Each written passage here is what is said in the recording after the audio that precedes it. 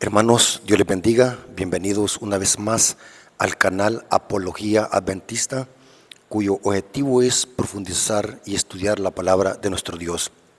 Sean bienvenidos, hermanos, en el nombre de nuestro gran Dios y Salvador Jesucristo. Queremos dar la bienvenida a nuestros amigos y hermanos que son parte de este canal, y a los que primera vez se acercan a este canal queremos dar un cordial saludo, y que todo lo que vamos a estudiar en esta ocasión sea para glorificar el nombre de nuestro Dios. Recordemos, hermanos, siempre de que el objetivo de este canal es exaltar la verdad, exaltar los temas que como pueblo de Dios necesitamos conocer, temas que son quizás controversiales, pero que son importantes. Hay que predicarlos, hay que conocerlos. En esta ocasión, hermanos, vamos a orar porque queremos pedir la dirección del Todopoderoso. Así que vengamos de rodilla para orar. Bendito Señor que estás en el cielo, santificado sea tu nombre. Te agradecemos porque nos das una vez más la preciosa oportunidad de poder ser portavoces de tu palabra y poder predicarla. Bendice este estudio de tu palabra, que nuestra mente y nuestro corazón puedan estar santificados con el poder de tu Espíritu Santo. Rogamos, Señor, de que ese Espíritu que inspiró a los profetas nos ayude a nosotros poder interpretar tu palabra. Bendice a nuestros amigos, bendice a nuestros hermanos, que ellos puedan crecer en conocimiento y puedan crecer espiritualmente, para que estos mensajes nos ayuden a prepararnos para tu pronto regreso. Quédate con nosotros, Señor, a través de la presencia de tu Espíritu Santo, pues te lo suplicamos en el nombre de Jesús. Amén. Ok, hermanos, quiero que tomen sus Biblias, se pongan cómodos porque vamos a tener una clase teológica. Es interesante que en esta semana, que la Iglesia Católica le llama la Semana Santa o la Semana Mayor, le dan énfasis a todos los días de la semana, pero al día que más le dan importancia es al domingo de la resurrección, porque para la Iglesia Católica, el domingo es el día más importante de la semana, porque para ellos Cristo resucitó y que por lo tanto los cristianos, dicen ellos, del nuevo pacto ahora deben de guardar el día domingo, porque el día domingo es el sustituto del sábado judío. Esto lo enseñan ellos en su literatura, pero en esta ocasión vamos a estudiar algo que la Iglesia Católica le oculta al mundo entero. La Iglesia Católica, hermanos, según las profecías bíblicas, es la Babilonia del Apocalipsis.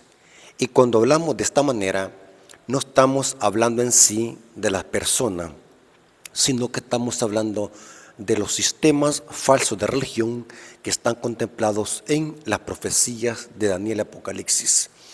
Hablar esta clase de tema no es atacar ni acusar, sino que es exaltar la verdad bíblica para este tiempo, como lo hemos hecho siempre y lo vamos a hacer en esta ocasión. Así que tomen sus Biblias porque vamos a profundizar en la palabra de nuestro Dios. Mi objetivo es que usted no simplemente sea un lector. Mi objetivo es que usted sea un estudiante voraz de las Escrituras y que sea un estudioso profundo de las Escrituras. Hermanos, quiero que tomen su Biblia y leamos lo que dice Génesis capítulo 1. Según la Biblia, Dios es el creador de los cielos y la tierra. Y vamos a ver de que descansó en un día especial que Dios lo apartó para que ese día lo descansemos y lo reposemos. Pero es interesante lo que dice Génesis 1:1. En el hebreo dice así: en el principio creó Dios los cielos y la tierra. En el hebreo es en el principio, el Elohim creó los cielos y la tierra. Dios es Elohim aquí en Génesis 1:1. El libro de Génesis en el hebreo es Bereshit, o sea, los comienzos o los orígenes. Pero es interesante que la Biblia enseña Y esto no es creencia de los adventistas del séptimo día, sino que es lo que la Biblia enseña. Según la Biblia, Dios santificó un día de la semana. Noten, aunque todos los días de la semana son creados por Dios, y Dios es el dueño de los días, pero de los 7 días de la semana solamente uno Dios santificó. La palabra santificar es del hebreo kadash, que significa apartar, celebrar o consagrar o dedicar. Esto lo hizo Dios con el séptimo día, que vamos a ver de que equivale a sábado. Pero noten que acabamos de ver de que el creador de los cielos y la tierra es Elohim, Génesis 1:1. Y vamos a ver lo que dice ahora Génesis capítulo 2, versículo 2 al 3. Y acabó Dios en el día séptimo la obra que hizo. Noten que Dios es el creador. En 3 días Dios ordenó la creación, la tierra, y en los últimos 3 días de los 6 llenó la tierra, porque según Génesis 1, versículos 2 y 3, la tierra estaba desordenada y vacía. Así que en los primeros 3 días de los 6, Dios ordenó la tierra, y en los últimos 3 la llenó de aves, de animales y de peces. Pero noten que dice Génesis capítulo 2, versículo 2 y 3. Y acabó Dios en el día séptimo la obra que hizo, y reposó el día séptimo de toda la obra que hizo. Y bendijo Dios el séptimo día. ¿Por qué lo bendijo? Porque Dios reposó. O sea, Dios reposó, la presencia de Dios en el día, hizo santo el día, y después cuando el día terminó, es que Dios lo santificó. Porque primero Dios tenía que reposarlo y después santificarlo.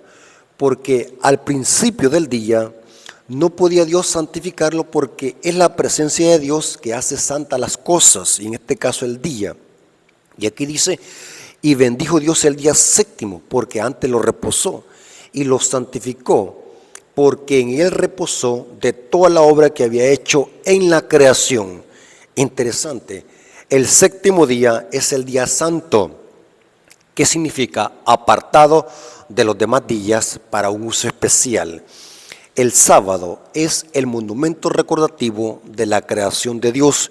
Podemos decir de que el Shabbat, el séptimo día, es como la firma de Dios, que lo identifica a Él como el creador de los cielos y la tierra, así como un artista, así como un pintor, después que termina de pintar su obra de arte, pone su firma como identificando que Él es el autor de esa obra de arte. Así es el Shabbat. El Shabbat es la firma de Dios que lo identifica a Él como el creador de los cielos y la tierra. Y esto lo enfatiza el cuarto mandamiento de la ley de Dios. Este mandamiento fue aniquilado por la Iglesia Católica en el Catecismo, no en la Biblia. En la Biblia lo tienen ellos. Donde fue aniquilado fue en el Catecismo de la Iglesia Católica.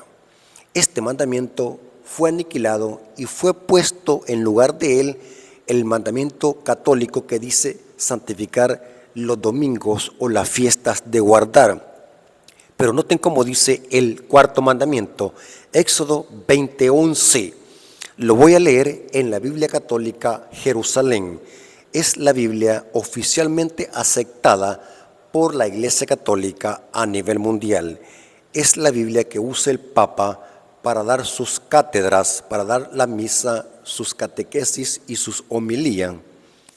Noten cómo dice la Biblia Jerusalén en Éxodo 20:11, dice, pues en 6 días hizo Yahweh el cielo y la tierra, el mar y cuanto todo lo que contiene, y el séptimo día descansó.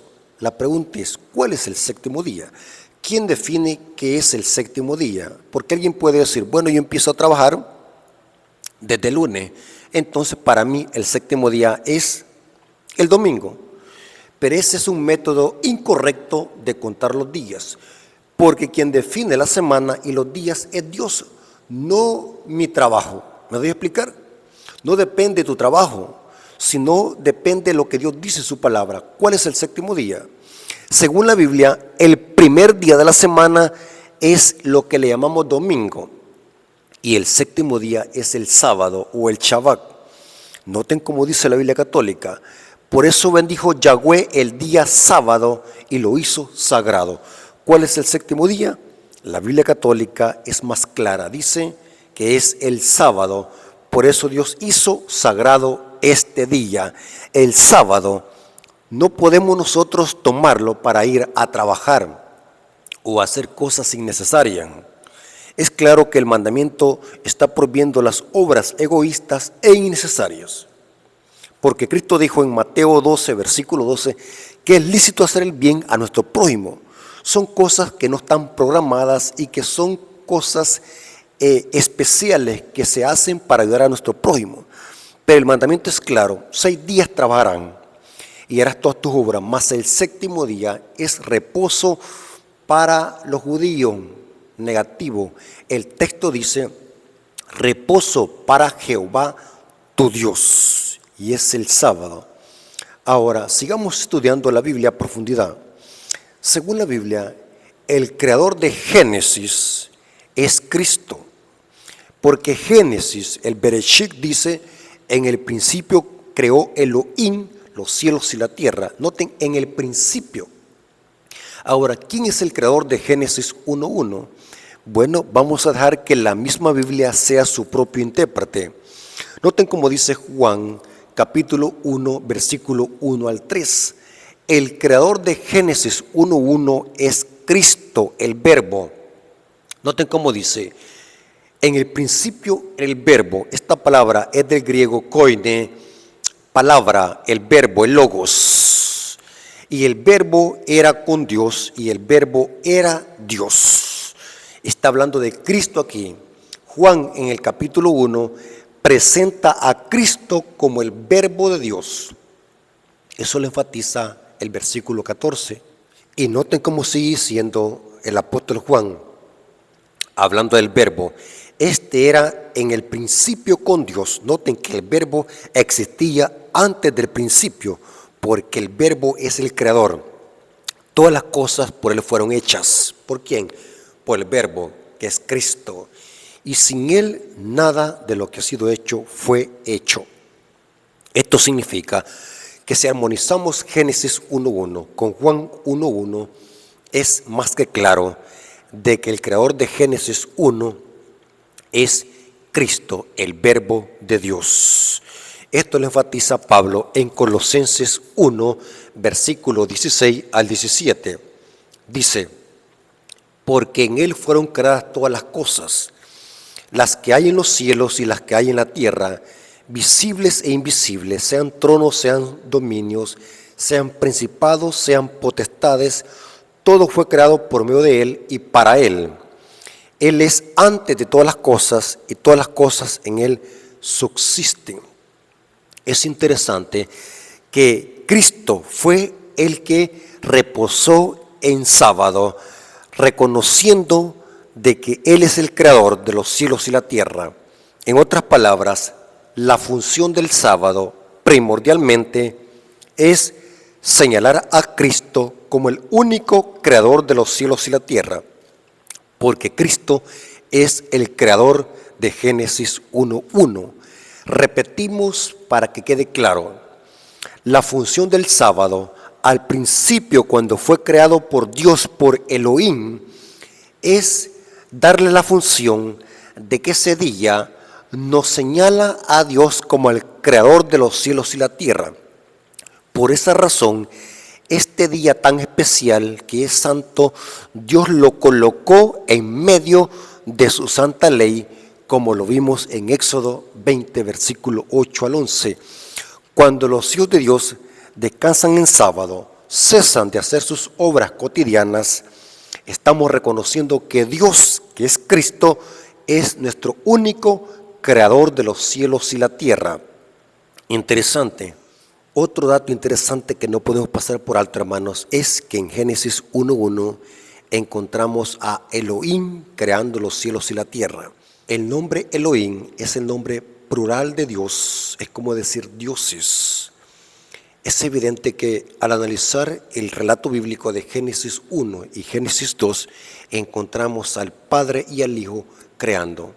Podemos decir así de que era la deidad creando, porque Génesis 1, versículo 1 al 3, dice que en el principio el Espíritu de Dios se movía sobre las aguas, porque en Génesis encontramos a la deidad creando, el Padre creando a través de su Hijo. Pero el Hijo es el creador de los cielos y la tierra. El Padre habló y Cristo lo creó. Esto se puede comprobar con muchos pasajes bíblicos, porque el Padre, Dios por medio de Él, creó todas las cosas. El Padre habla y Cristo obedece. Ahora, pasando al siguiente punto, la Biblia enseña de que después que el pecado entró a esta tierra, Dios le dio al sábado otra segunda función. La primera función vimos de que es señalar a Dios como el único creador de los cielos y la tierra, señalar al Elohim. Pero después de la entrada del pecado, el sábado tomó otra función adicional, y es señalar a Cristo como nuestro libertador y como nuestro redentor. ¿Dónde dice eso? En Deuteronomio 5, versículo 12 al 15, se da un dato adicional que Éxodo 20, 8 al 11 no lo da, pero que Deuteronomio 5, 12 al 15 da ese dato adicional. Y noten por qué razón debemos de guardar el sábado, o Israel tenía que guardar el sábado. Dice así, noten: guardarás el día de reposo para santificarlo, como Jehová tu Dios te ha mandado. 6 días trabajarás y harás toda tu obra, mas el séptimo día es reposo a Jehová tu Dios. Ninguna obra haréis tú ni tu hija, ni tu siervo, ni tu sierva. Y da una lista de quienes no deben de trabajar en sábado. Y noten cómo termina el texto. Acuérdate que fuiste siervo en tierra de Egipto. Este es el dato adicional que se menciona. Y que Jehová tu Dios te sacó de allá con mano fuerte y extendida. Noten que ahora ya no se dice que Dios es el creador. Ahora dice, acuérdate que fuiste esclavo en tierra de Egipto. Acuérdate de eso. Y que Jehová te sacó con brazo fuerte y poderoso. Por lo cual Jehová tu Dios te ha mandado a que guardes el día de reposo. Porque el sábado Israel tenía que reconocerlo como monumento recordativo de la creación y como también como monumento recordativo de que Dios era su redentor. 2 funciones que señalan el sábado. Señalan a Cristo como el creador y señalan a Cristo como el redentor y libertador. Esas son las 2 funciones del sábado. Aunque la primordial fue señalar a Cristo como el creador, después de la entrada del pecado se le dio esta función adicional al sábado, y es señalar a Cristo como nuestro redentor y libertador. Profundicemos un poco más para que veamos que todo esto se complementa en una historia simbólica y tipológica que nos va a ayudar a entender la importancia del por qué debemos de guardar el sábado. Y van a ver de que por eso Satanás odia este mandamiento, y el sistema católico romano no le da tanta importancia como el domingo de resurrección. Profundicemos. Hay un símbolo tipológico que presenta esta función del sábado, de que Dios es nuestro redentor. ¿Cuál es la profecía? La profecía del maná. Vamos a espaciarlos en la profecía del maná. Es un símbolo tipológico que nos va a ayudar a entender lo que significa guardar el sábado. Dice Pablo en 1 Corintios capítulo 10, versículo 1 al 4. Noten qué interesante lo que dice Pablo aquí. 1 Corintios capítulo 10, versículo 1 al 4 dice: porque no quiero, hermanos, que ignoréis que nuestros padres todos estuvieron bajo la nube. Está hablando de Israel en el peregrinaje por el desierto. Y todos pasaron en el mar. Cuando simbólicamente fueron bautizados en el mar rojo. Y todos en Moisés fueron bautizados en la nube y el mar. Fue como un bautismo simbólicamente hablando. Y dice, y todos comieron del mismo alimento espiritual. Este es el maná. El alimento espiritual era el maná. Era un alimento que llenaba las propiedades fisiológicas, los nutrientes que el cuerpo necesita, pero también el maná era un alimento espiritual, dice Pablo. Y todos bebieron de la misma bebida espiritual, porque bebían de la roca espiritual que los seguía, y la roca era Cristo. O sea, el maná, símbolo de Cristo, y la roca es Cristo, y el agua que salió de la roca representa el Espíritu Santo. Pero por falta de tiempo no podemos explicar a profundidad estos símbolos. Quiero que nos espaciemos solamente en el alimento espiritual, que es el maná. Noten cómo dice Deuteronomio 8, versículo 3, hablando del maná. ¿Qué simboliza el maná? ¿O qué es lo que trataba Dios de enseñar con el maná a Israel? Y te afligió y te hizo tener hambre. Estoy leyendo Deuteronomio 8, versículo 3. Y te afligió y te hizo tener hambre, y te sustentó con maná, comida que no conocías tú ni tus padres. Y dice el texto, para hacerte saber que no solo de pan vivirá el hombre, sino de toda palabra que sale de la boca de Jehová. Interesante.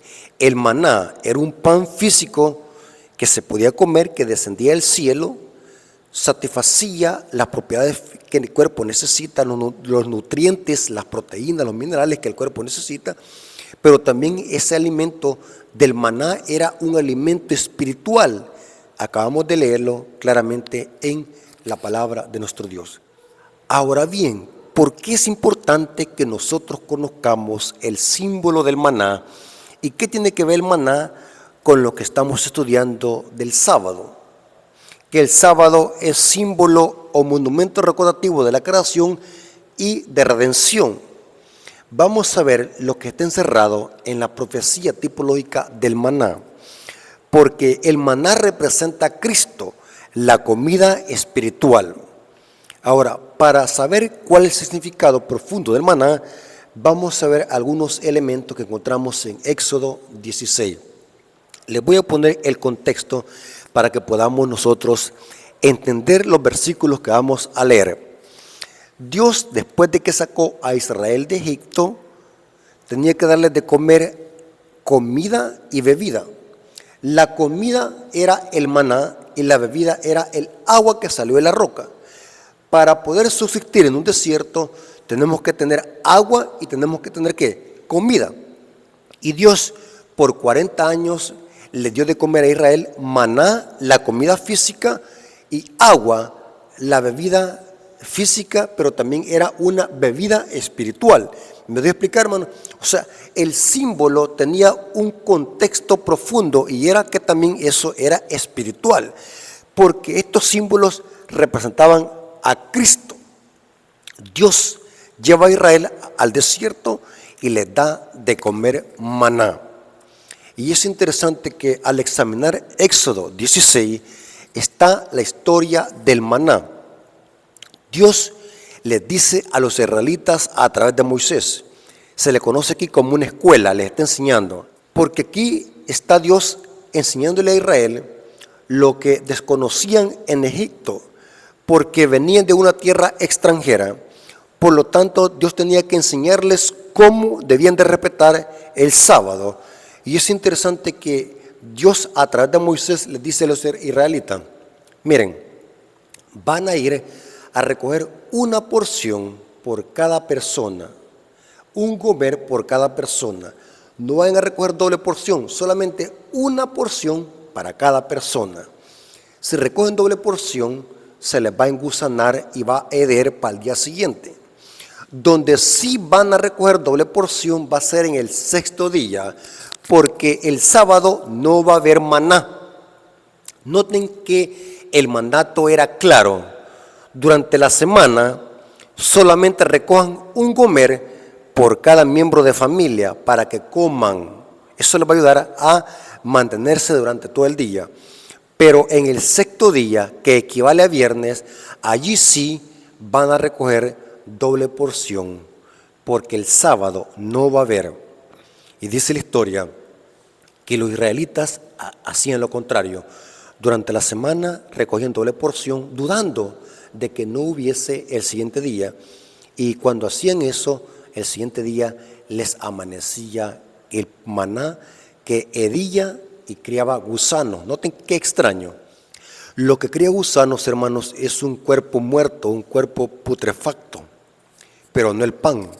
Pero aquí dice que es el maná que creaba gusanos y hedía. Donde el maná no creaba gusanos era en el séptimo día. La porción que guardaban para el séptimo día estaba fresquito, no creaba gusanos ni hedía. Estoy explicándoles el contexto para que entiendan cómo Dios está enseñando esta profecía del maná y cómo cuadra con Cristo y el plan de salvación. Porque el maná representa a Cristo. Noten cómo dice Éxodo 16, versículo 19 al 20, dice, noten, y le dijo Moisés, ninguno deje nada de ello para mañana.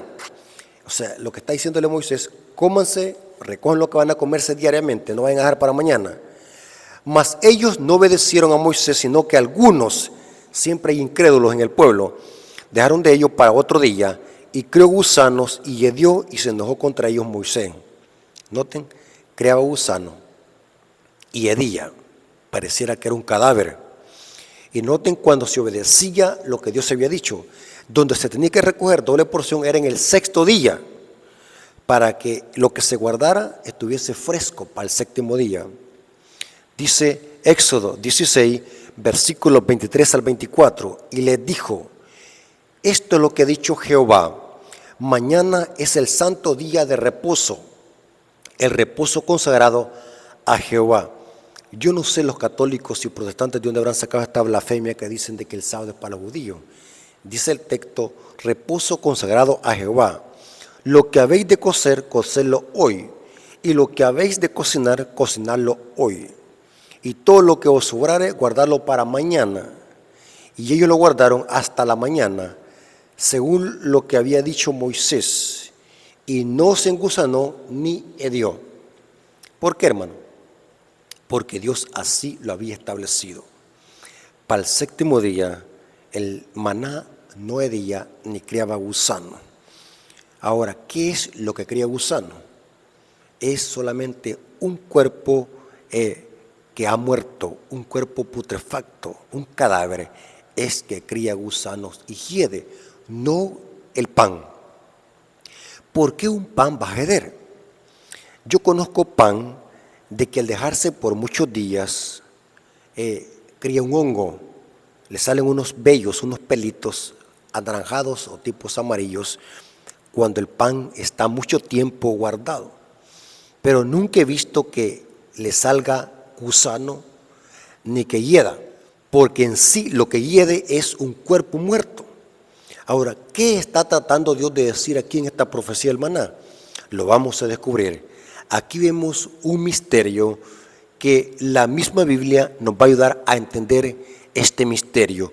¿Por qué Dios permitía de que durante toda la semana si se recogía doble porción, se engusanaba, y el séptimo día allí permanecía fresco el maná? ¿Qué es lo que está encerrado aquí en este simbolismo o en esta historia? Es interesante que Cristo es la llave para entender este simbolismo tipológico. El maná es un símbolo de Cristo, pero más específicamente el cuerpo fisiológico de Cristo. El maná representa la carne de Cristo, su cuerpo humano. Noten cómo dijo Cristo en Juan capítulo 6, versículo 48 al 51. Yo soy el pan de vida. ¿Qué simbolizaba el maná? Ese alimento físico, pero también espiritual, representaba a Cristo. Cristo es el maná del cielo. Yo soy el pan de vida. Vuestros padres comieron el maná en el desierto y murieron. Este es el pan que desciende del cielo para que el que de él coma no muera, refiriéndose a Cristo a él mismo. Yo soy el pan vivo que descendió del cielo. Si alguno comiere de este pan, vivirá para siempre. Y el pan que yo daré es mi carne. ¿Qué es el maná? Sí, el maná representa a Cristo, pero específicamente ¿qué? Su carne. El maná representa la carne de Cristo, el cuerpo humano de Cristo. El pan que yo os daré es mi carne, la cual daré por la vida del mundo. ¿Qué es el maná? La carne de Cristo. ¿Saben algo interesante? La Biblia enseña de que Cristo, cuando murió en la cruz, murió un sexto día, que equivale a viernes. Cristo no murió un miércoles como dicen algunas iglesias protestantes o algunos grupos disidentes. Cristo murió el sexto día, igual como el maná se recogía doble porción en el sexto día. Cristo también murió en el sexto día. ¿Dónde dice eso? Lucas 23, versículos 53 al 56. Cristo murió un 14 de Nisan según el calendario hebreo, porque la profecía decía que Cristo iba a morir entre las 2 tardes, entre las 12 y 3 de la tarde. Pero es interesante que al examinar las profecías, Cristo murió idénticamente en la tarde del sexto día. Y noten lo que dice el texto en Lucas 23, 53 al 56.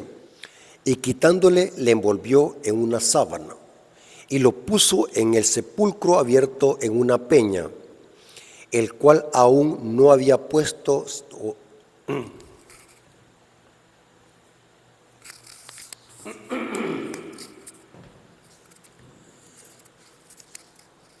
La siguiente cita que vamos a leer, esto sucedió el sexto día, un viernes en la tarde, lo que relata Lucas en el capítulo 23, versículos 53 al 56. Y quitándolo, lo envolvió en una sábana y lo puso en un sepulcro abierto, en una peña, en el cual aún no se había puesto a nadie. Era el día de la preparación. El día de la preparación era el día que estaba antes del Shabbat, o sea, estamos hablando del sexto día. Era el día que se hacían los preparativos para esperar el Shabbat. Esto era muy conocido entre los hebreos, entre los judíos, y en este caso las mujeres piadosas que están haciendo esto. Y estaba para comenzar el día de reposo. Y las mujeres que habían venido con él desde Galilea siguieron también y vieron el sepulcro y cómo fue puesto su cuerpo. Y vueltas prepararon especies aromáticas y ungüentos y descansaron el día de reposo conforme al mandamiento. Lucas está escribiendo aproximadamente en el año 62 después de Cristo. O sea, 31 años o 32 años después de la muerte y resurrección de Cristo. Y Lucas reconoce que el sábado es el mandamiento, una referencia a Éxodo 20:11. Pero es interesante que Cristo aquí fue sepultado antes de que comenzase el día de reposo y las mujeres fueron a descansar el sábado a sus casas y Cristo reposó en la tumba. Noten qué interesante. Ese Cristo que reposó en la creación y el Shabbat lo hizo santo, ahora Cristo, al redimir al ser humano en la cruz, ahora Cristo reposa en la tumba, en el Shabbat. ¿Están conmigo, hermano? Por eso es que les dije al principio que el sábado es una señal que señala a Cristo como el Creador y también como el Redentor. Cristo está redimiendo al ser humano en la cruz y reposa en el sábado. Las mujeres se van para su casa a descansar el sábado y Cristo en el sepulcro reposando el sábado. La pregunta es, ¿qué pasó con el cuerpo de Cristo, la carne de Cristo, que es el maná? Lo vimos en Juan capítulo 6. ¿Qué pasó con el maná de Cristo en la tumba? ¿Creó gusanos? ¿Se corrompió Gedeón? Negativo.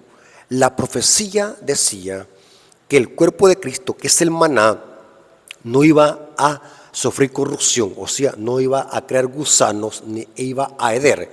El cuerpo de Cristo se mantuvo intacto y fresco como el maná en sábado. Noten cómo dice Salmo 16, versículo 10. Hay profecías que decían de que el cuerpo de Cristo no iba a presentar corrupción, o sea, no se iba a podrir, ni iba a crear gusanos, ni iba a heder.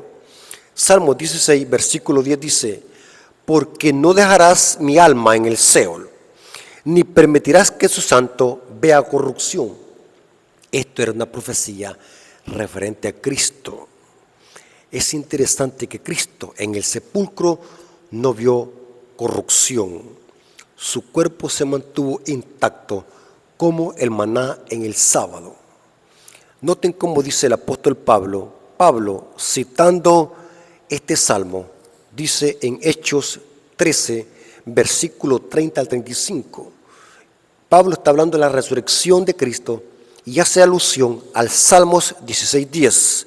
Dice: mas Dios lo levantó de los muertos, está hablando de Cristo, y Él se apareció durante muchos días a los que habían subido juntamente con Él de Galilea a Jerusalén, los cuales ahora son sus testigos ante el pueblo. Y nosotros también os anunciamos el evangelio de aquella promesa hecha a nuestros padres, dice Pablo, la cual Dios ha cumplido a los hijos de ellos y a nosotros, resucitando a Jesús, como está escrito. Pablo está haciendo una alusión al Salmo 16:10. Dice Pablo: y como está escrito en el Salmo 2, mi hijo eres tú, yo te engendré hoy. Y en cuanto a que le levantó a los muertos para nunca más volver a corrupción, lo dijo así: os daré las misericordias fieles de David. Por eso dice también en otro salmo: no permitirás que su santo vea corrupción. Se refería claramente a que el cuerpo de Cristo, el maná, no iba a sufrir corrupción, no iba a crear gusanos ni a heder. Al dar la profecía a Dios del maná y dar las instrucciones de solamente en el sexto día recoger doble porción de maná, Dios a través de esto estaba enseñando a todas las generaciones de que Cristo en la cruz redimió al ser humano, en la tumba reposó y su cuerpo no se corrompió, ni creó gusanos, ni hedió, porque el maná representa de que Cristo es también nuestro Redentor. Hermanos, ahora entendemos por qué Satanás odia el sábado. Porque el sábado es un monumento recordativo de la creación de Dios y de la redención a través de su Hijo. Así como Cristo reposó en sábado, lo hizo también en la redención del hombre. Cristo reposó en el día santo, en la tumba. Hermanos, por eso la Iglesia Católica lo que busca en esta mal llamada Semana Santa es exaltar el día domingo como día de la resurrección. Y no se dice nada del sábado, porque su énfasis es exaltar el domingo. Hermanos, pero de Génesis hasta Apocalipsis no encontramos ninguna referencia bíblica, ya sea directa o indirecta, que diga que se deba de guardar el día domingo en honor a la resurrección. La Biblia enseña de que los discípulos, para recordar la muerte y resurrección de Cristo, que estaba tipificado en la profecía del maná, los discípulos observaban el bautismo y la Santa Cena. El bautismo y la Santa Cena era la manera en que los discípulos recordaban la muerte y resurrección de Cristo. Hermanos, la observancia del domingo es una tradición de la Iglesia Católica que no tiene nada que ver con Biblia, es un invento de la Iglesia Católica. La Biblia enseña que los verdaderos cristianos deben de guardar el sábado, y cuando lo hacen recuerdan de que Dios es su creador y que Cristo también es su redentor. Hermanos, Dios les bendiga. Espero que este estudio les haya servido y que podamos observar este día santo, porque al hacerlo estamos reconociendo que Dios es nuestro creador y nosotros sus criaturas. Dios nos bendiga. Espero que hayan aprendido de la palabra de Dios y podamos esto aplicarlo a nuestra vida. Vamos a de rodillas para orar. Gracias, Padre eterno, por este estudio de tu palabra. Gracias por este conocimiento que le has dado a tu pueblo. Nos hemos dado cuenta que el sábado Es un monumento recordativo de tu creación y también de tu redención que hiciste en la cruz. Así como reposaste en la creación en el día santo, también lo hiciste en la redención en la tumba. Descansaste el día sábado para darnos a entender y como ejemplo que nosotros como hijos tuyos debemos de reposar este día santo. Gracias, Señor, por tus bendiciones, gracias por este estudio, te lo agradecemos en el nombre de Jesús. Amén. Ok, amigos y hermanos, Dios me los bendiga.